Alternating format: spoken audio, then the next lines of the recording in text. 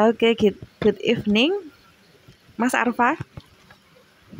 Let me introduce the background of storyteller for Dewi Kilisuci.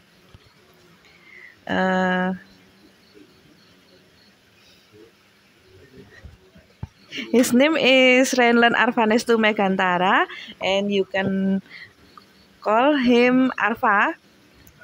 He come from Kediri and now study on communication undergraduate at University of Merdeka Malang. He is a winner of Province Shadow Puppet Festival. He has been part of this cultural community for 5 years. Okay, Mas Arfa, can you start your story?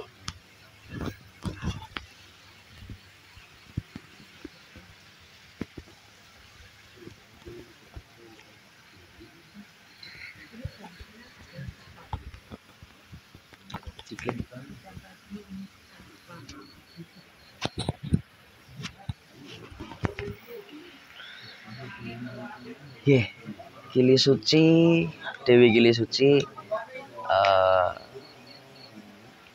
cerita rakyatnya berasal dari Kediri. Background dari Kilisuci sendiri, jadi dia adalah putri dari Erlangga, Raja Erlangga. Nah, Kilisuci itu calon raja pengganti Erlangga sebetulnya. Cuman ada beberapa versi, jadi ada yang menyebutkan kalau Kilisuci itu punya penyakit. Jadi dia tidak bisa menikah. Dan tapi ada juga versi yang menyebutkan kalau Kilisuci itu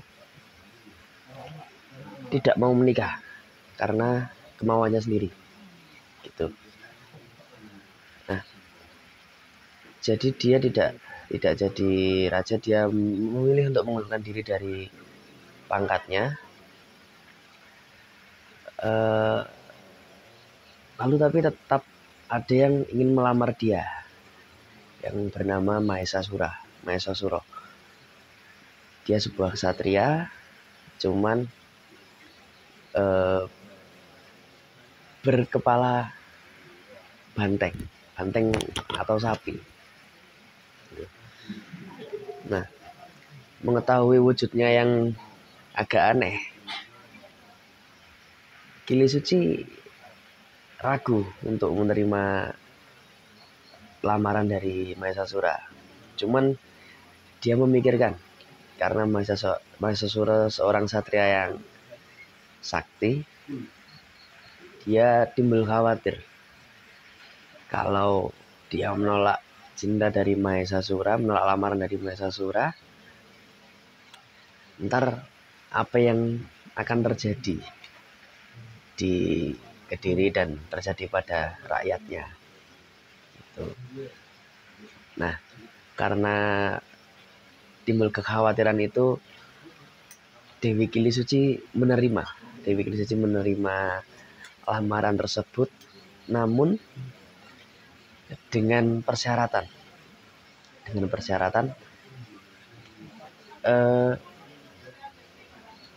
kalau ingin menikah dengan Dewi Kilisuci sendiri meminta persyaratan membuat sumur. Jadi si Mahesasura disuruh membuat sumur di puncak Gunung Kelut dalam 1 malam sebelum matahari terbit.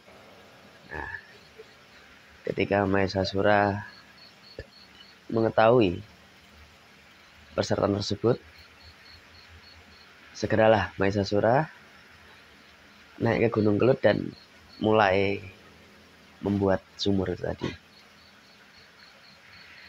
Berhubung Mahesasura kan sakti dia, jadi timbul kekhawatiran lagi. Dewi Kilisuci timbul kekhawatiran, nih kalau berhasil gimana ini? Kalau berhasil gimana nih? Nah, akhirnya Kili Suci memerintahkan prajuritnya untuk merekayasa keadaan. Jadi saat Mahesasura sudah menggali cukup dalam, itu ditimbuni batu-batu bongkahan dari hasil galian Mahesasura tadi. Ditimbuni, akhirnya gagal karena direkayasa tadi. Nah, Mahesasura mengetahui nih kalau ada yang janggal dari situasi itu. Jadi akhirnya menurut kepercayaan di sana dan menurut ceritanya, meskipun sudah dalam dan tertimbun, tapi suara Mahesasura tetap terdengar dari luar sumur itu tadi, yang menyebutkan gini,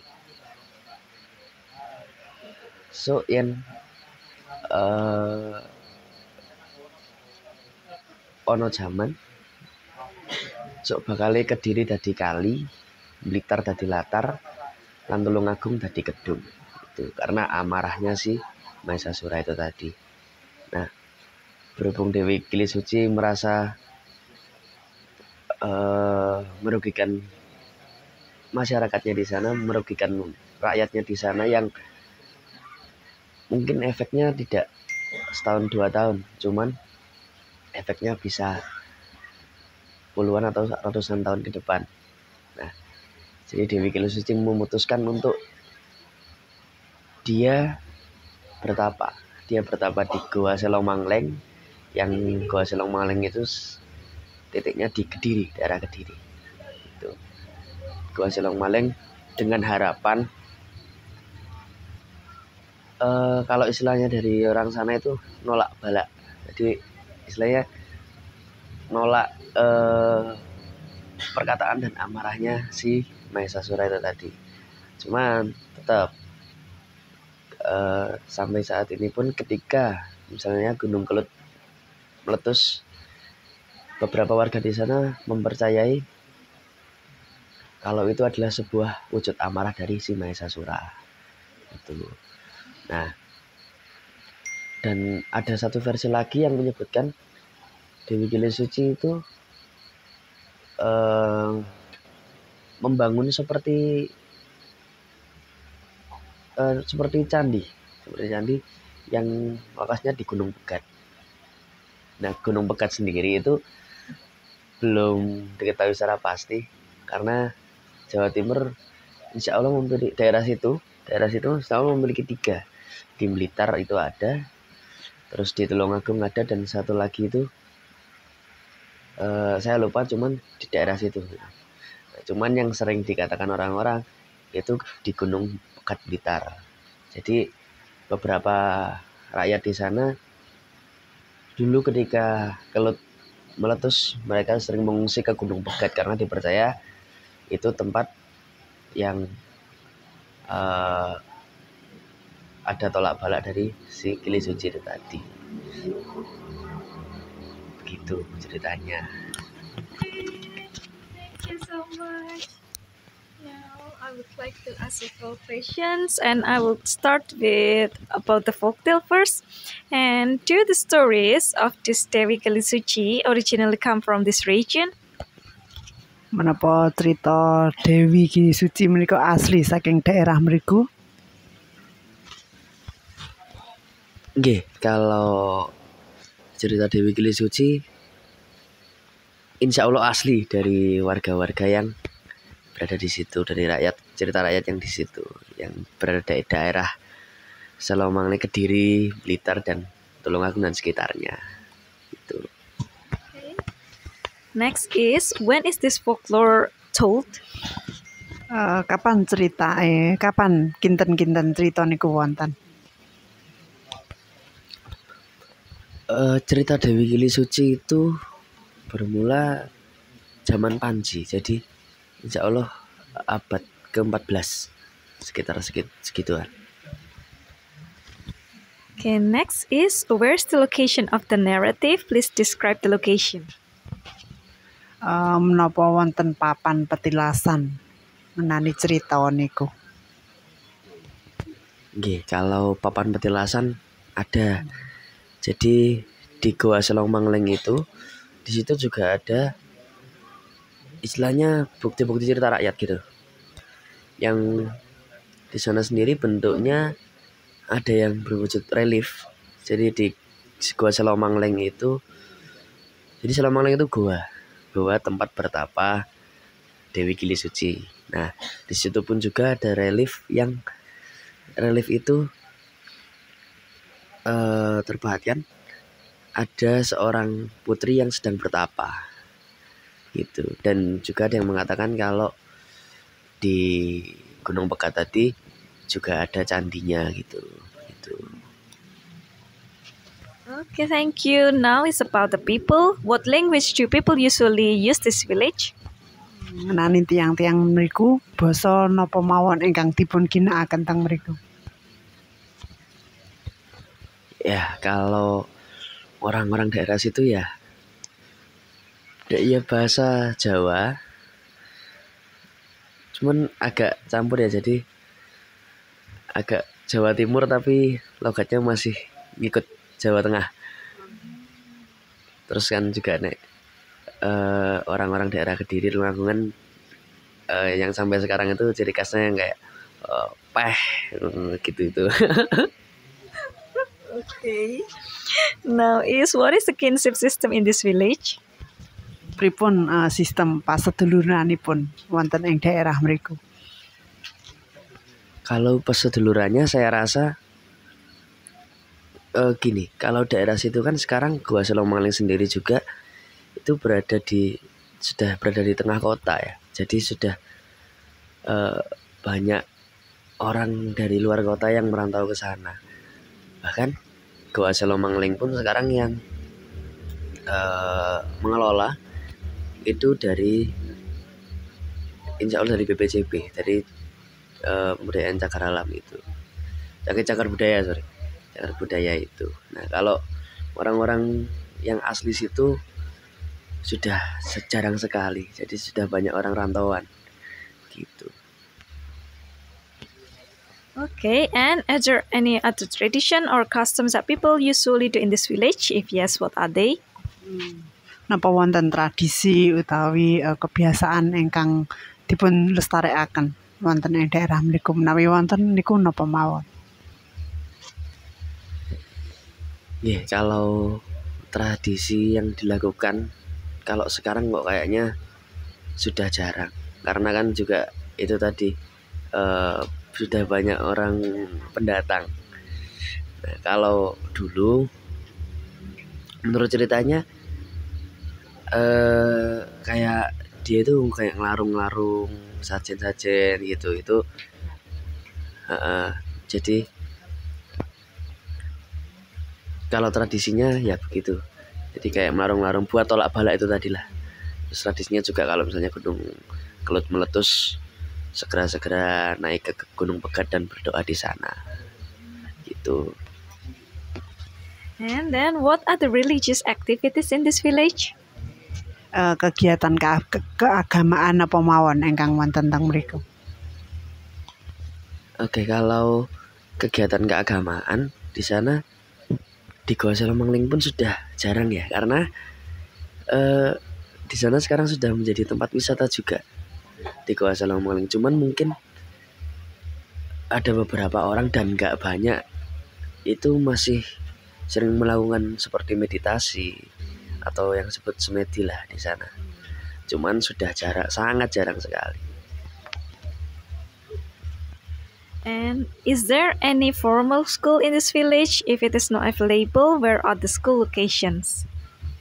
Menapa wonten sekolah formal ing daerah mriku, menawi wonten ing daerah pundi mawon? Sekolah formal ya ada, sekolah-sekolah desa di situ. Jadi di daerah desa sekitaran Goa Selong Mangleng situ ada. And apart from schools, are there other educational institutions in this village? Sanesih sekolah napa wonten papan pawiyatan ingkang wonten ing daerah mriku?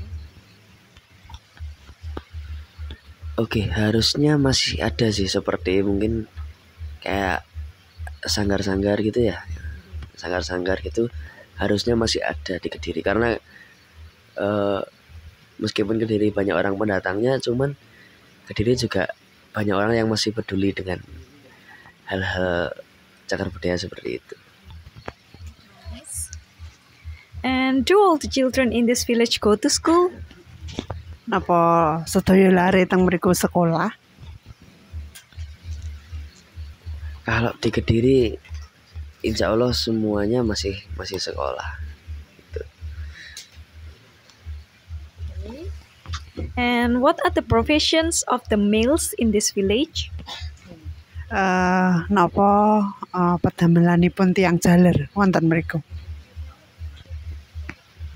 Oke, kalau pekerjaan orang laki-laki di sana ya seperti di kota biasa, jadi mungkin banyak yang kantoran, sudah kantoran. Terus cuman beberapa mungkin juga masih ada yang seperti tani, bercocok tanam, dan angon, memelihara hewan gitu lah, ternak. Okay, and the last question is, do the females in this village go to work? If yes, what are their professions? Terus pundi menawi tiang seterinipun napa wonten ingkang nyambut damel menawi wonten niku napa mawon? Nggih, kalau yang putri di sana ya sama seperti di kota juga lah. Jadi juga banyak yang kerja di kantor begitu. Cuman juga masih banyak juga yang jadi ibu rumah tangga biasa. Gitu. Okay, well then, thank you so much for your time. I do appreciate that.